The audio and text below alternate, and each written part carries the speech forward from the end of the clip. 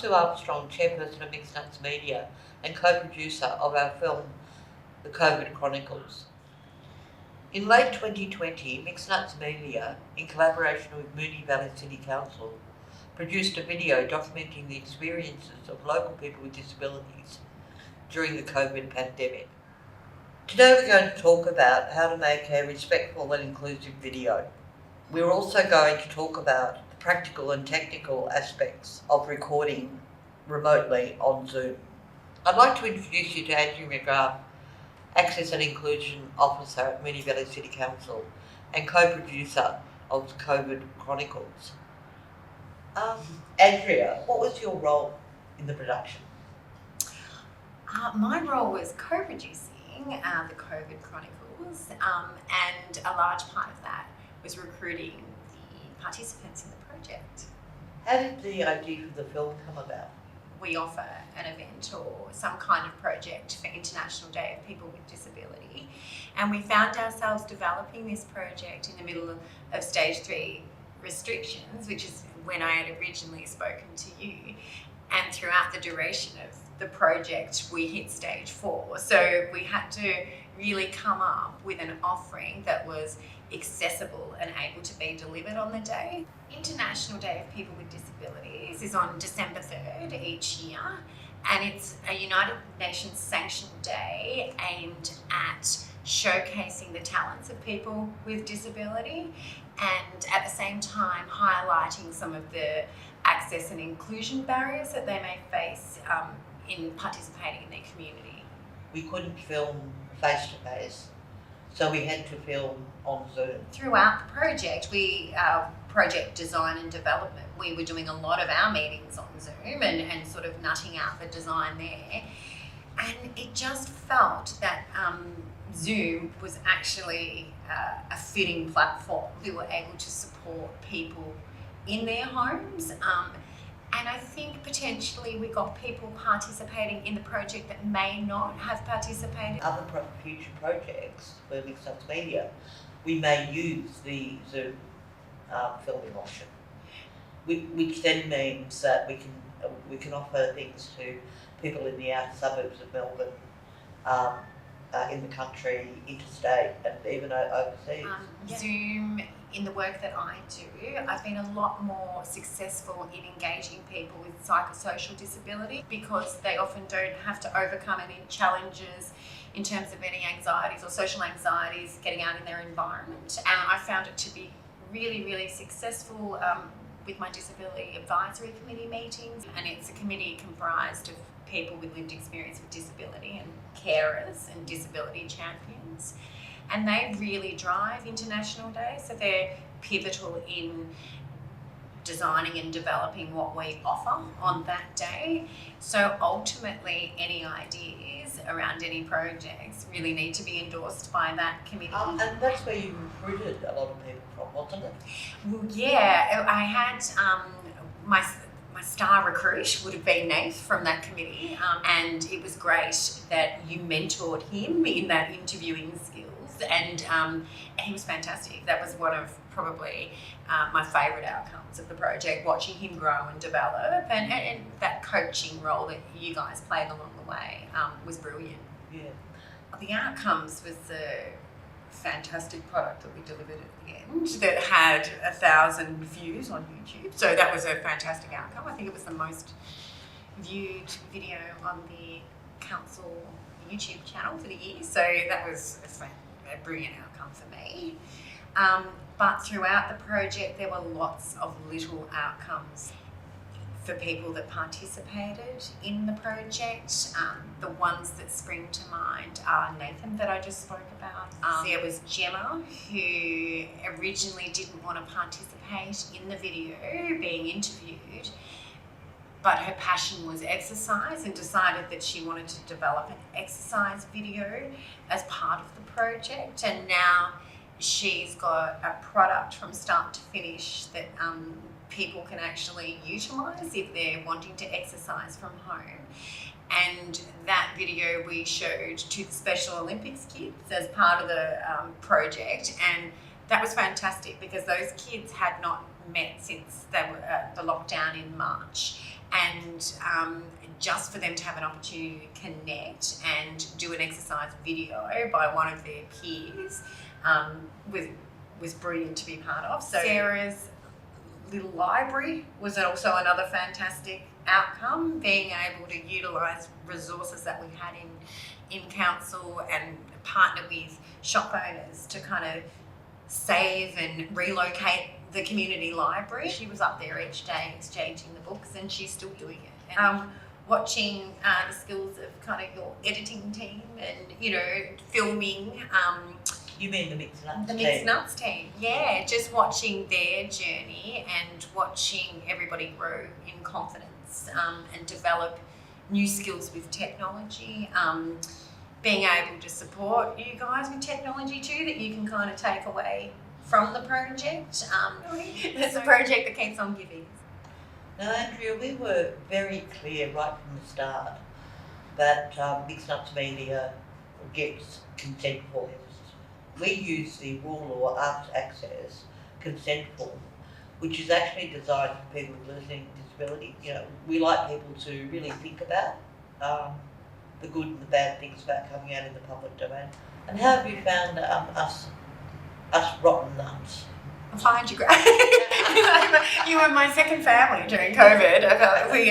It was a particularly difficult time, I think, and I actually felt that, whilst I might have provided quite a bit of support to different members of the team at different times, I actually received a lot of support from the team at times that I needed it too. Yeah.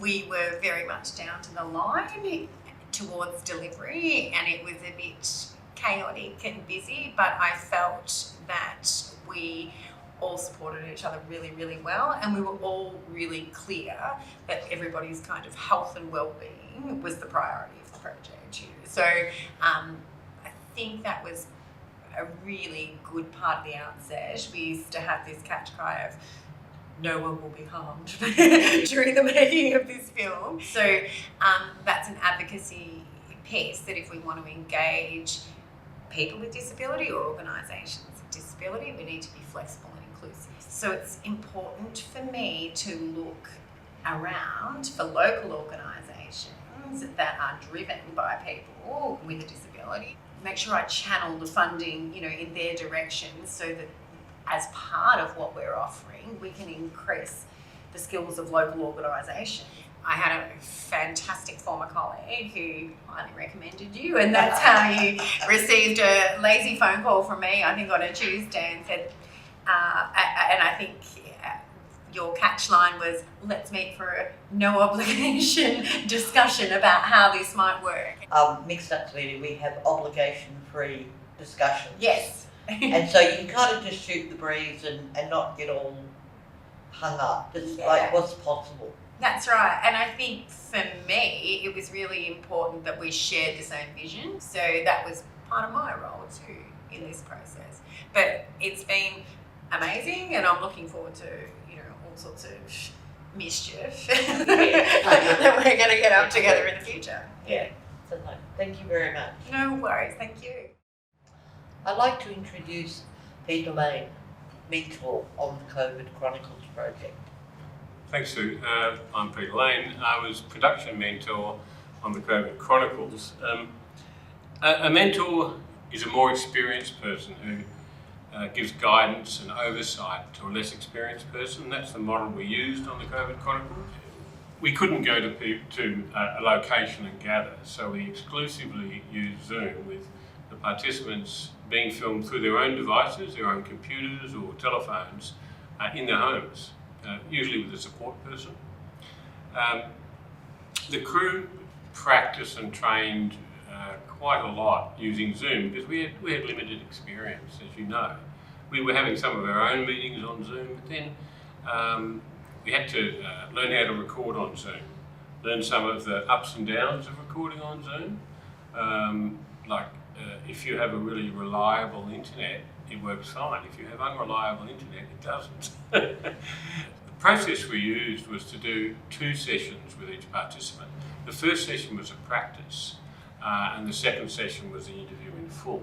So the first session with each participant was really just testing to make sure that the full interview was of quality, both technically and in terms of the participant being relaxed. In the first sessions, we used that session to familiarise the participants with Zoom, to give them practice in using it, to see any technical issues from our side, so we could practice recording on Zoom, checking the sound quality, checking the video quality, and do things like, for instance, advising the participant that they needed to put a lamp here rather than there because we couldn't see their face, or the background might have a pot plant sticking out the top of their head, so we got them to move some of the backgrounds and things.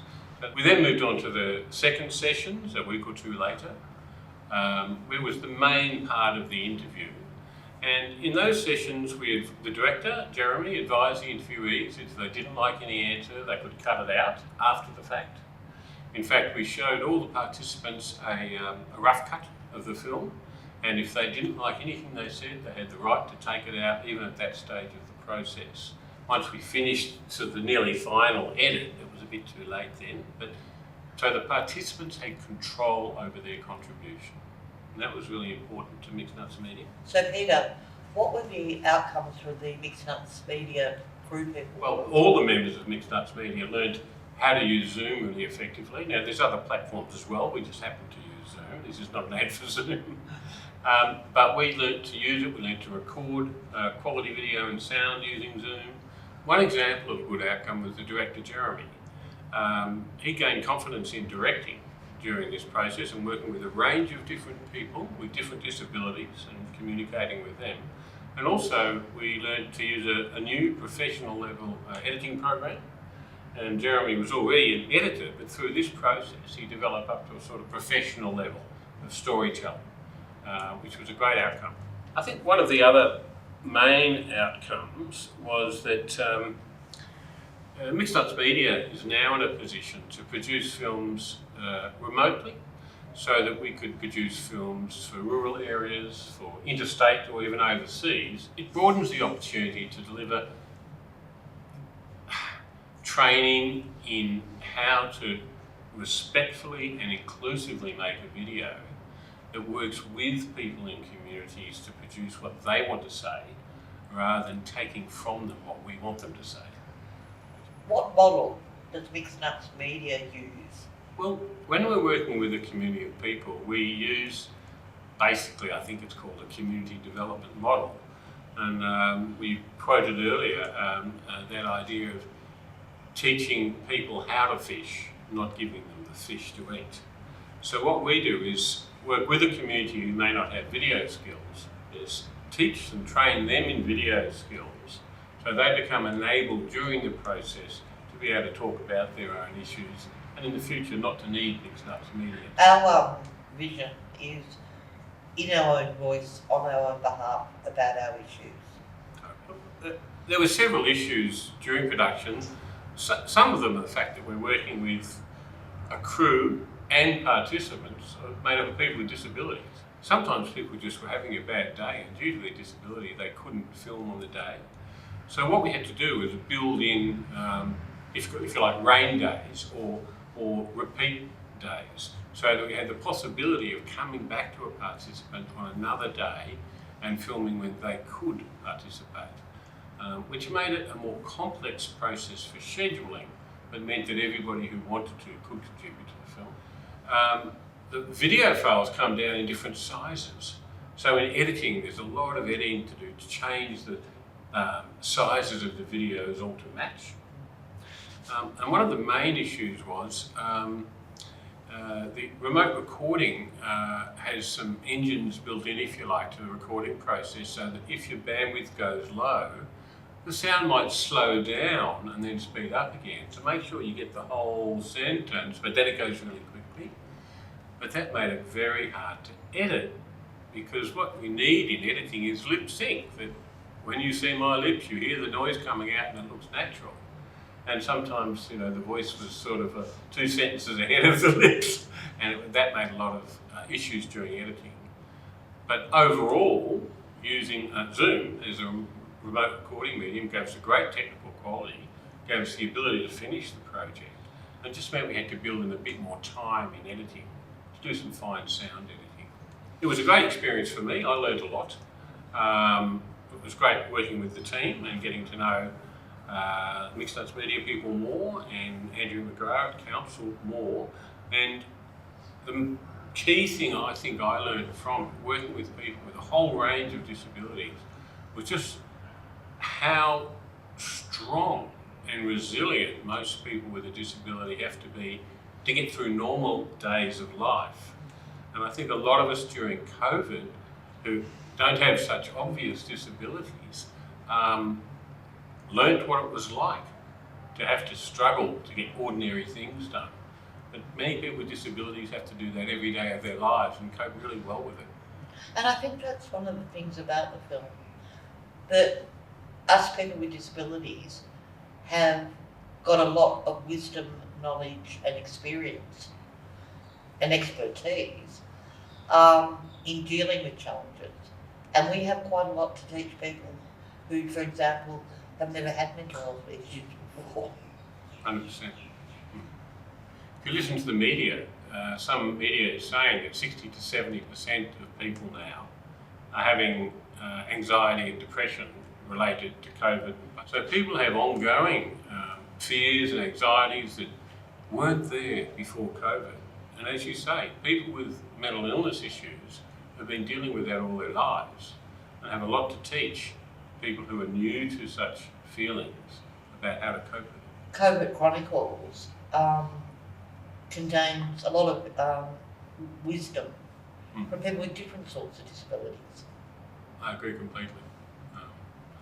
It taught me a lot of respect for people with disabilities.